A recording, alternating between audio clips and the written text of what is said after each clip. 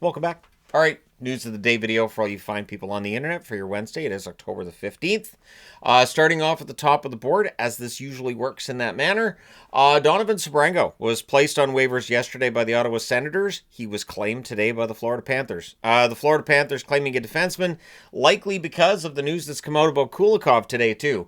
Kulikov has had surgery. He's dealing with an upper body injury. He's going to be out for 5 months.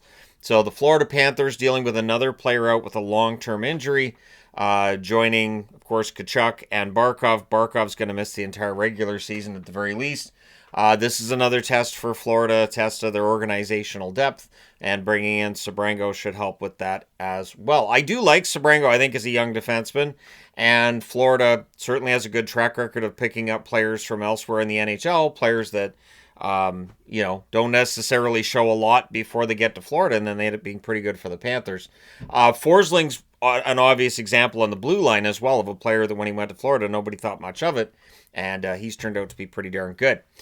Sheldon Keefe saying today that Jacob Markstrom is going to be out for a couple of weeks.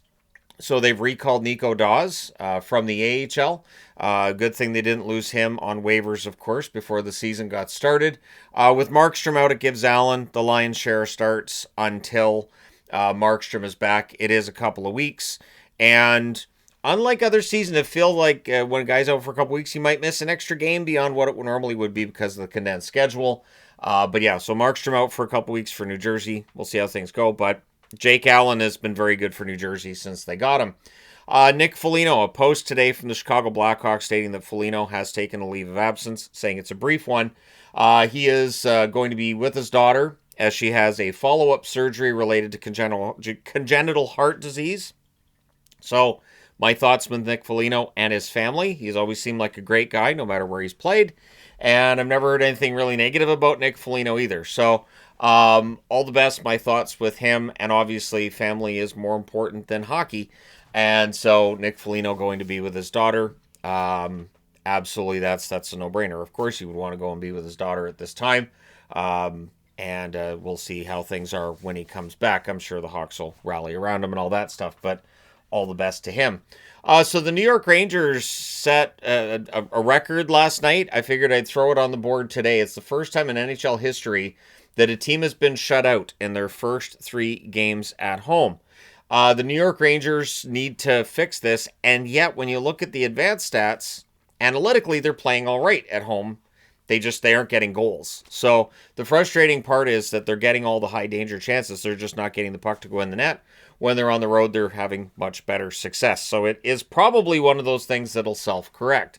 Will Borgen is out for a bit anyways, considered to be day-to-day with a lower body injury, so they've recalled Scott Morrow from the AHL. They've also placed Vinny Trocheck on LTIR. So with him being on LTIR, it does give him a little bit more wiggle room, and so the New York Rangers looking to turn this around as soon as possible.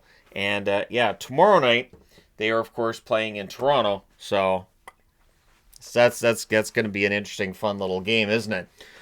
Raymond skated today for Detroit. He has been ruled out for tonight.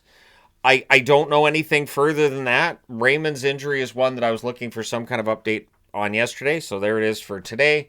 Talbot also gets his 3rd straight start. The plan is for Gibson to start on Friday night. So Talbot's played really well. He has stolen that starter's net once again. But they're going to be without Raymond tonight, so we'll see how that affects them. Hopefully Raymond's not out for that long. He is one of their best players overall. Darren Dreger reporting that the Toronto Maple Leafs have once again placed Nick Robertson on the trade block. It wouldn't be a season if we weren't talking about Robertson on the trade block for the Toronto Maple Leafs, would it? I honestly, I feel for the guy at this point. I think he's a talented forward. I think that all of this discussion of whether or not he's going to stay in Toronto has been out there for, it feels like, for 3 or 4 years now.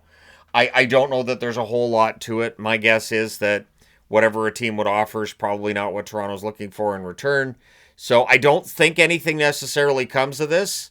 But let me know your thoughts. Do you think the Toronto Maple Leafs should trade Robertson? What should they get back for Robert? And who should pick him up? I think the talent is there.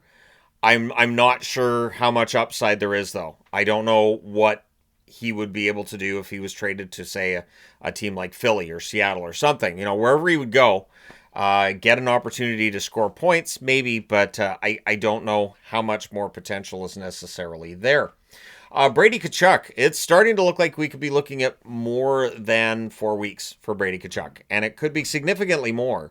He's in New York City today getting a second opinion.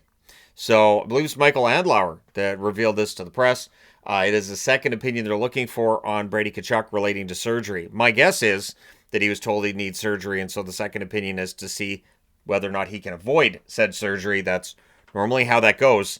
You don't normally go, well, I don't need surgery. I don't know. I'm going to go find out if I do. So if Tkachuk ends up needing surgery, he could be out a lot longer than a month. That would mean that both Tkachuk brothers on the shelf for a while. When you play that physical style of hockey, that can happen.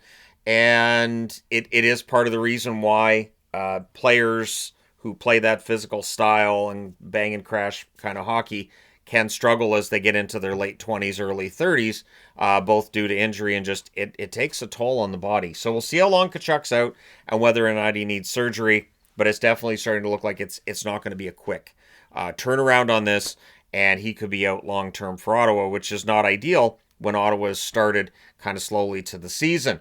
Just one player on waivers today, that is Iorio of the Washington Capitals. He should clear, but considering Sebrango just got claimed by Florida, you never know. Iorio is another young defenseman. There might be some potential there that another team sees. We'll see whether or not he ends up clearing waivers. Matt Duchene dealing with an upper body injury. He is considered to be day-to-day, so we'll see if he's in Dallas's next game or not. Shouldn't be a big deal necessarily, I wouldn't think. But yeah, Duchene is day-to-day. I wanted to put Adin Hill on the board too. I cannot find anything official with Adin Hill and how long he might be out. The Vegas Golden Knights, if Hill's going to be out for a bit, we'll see what happens there. There are reports and speculations as well about them signing Carter Hart today. I haven't seen anything of that. It's October 15th. It's the earliest date that any of the acquitted players can be signed by a National Hockey League team. So in the event that he does get signed, it goes on the board. But at this point in time, it hasn't happened. But I haven't seen that Adin Hill's going to miss any time either. At least Schmidt has given good goaltending to the Vegas Golden Knights this year to start the season, where Vegas hasn't looked like Vegas so far. The Vancouver Canucks making a move that I think was the right move. Coots returned to the WHL yesterday. Sasson recalled from Abbotsford. Coots returning to the WHL makes a lot of sense. He does get a few games in the NHL. Now understands a little better, I would think, what's expected of him at the NHL level. Now he can go down to juniors and really just kind of dominate the league and hopefully really enjoy himself. And then next year come back in and play the way that they're hoping that he will. Sasson's a good forward, obviously has familiarity with the Abbotsford players who are already playing in the Vancouver Canucks, and we'll see how things go there. Teddy Bluger and P.O. Joseph at Vancouver Canucks practice, both of them in non-contact jerseys. So they're still a little ways out. Getting Bluger back would be huge for the Canucks. Hopefully that happens really soon. And Joseph on the blue line, a little bit of depth there. So the Canucks, some moves here, and I know that there's some level of concern about the team's start, but it's the Canucks. Anyways, yeah, let me know your thoughts in the comment section below as always. Hit like and subscribe in the event you may not have done so already. Thank you guys so much for all your support as always.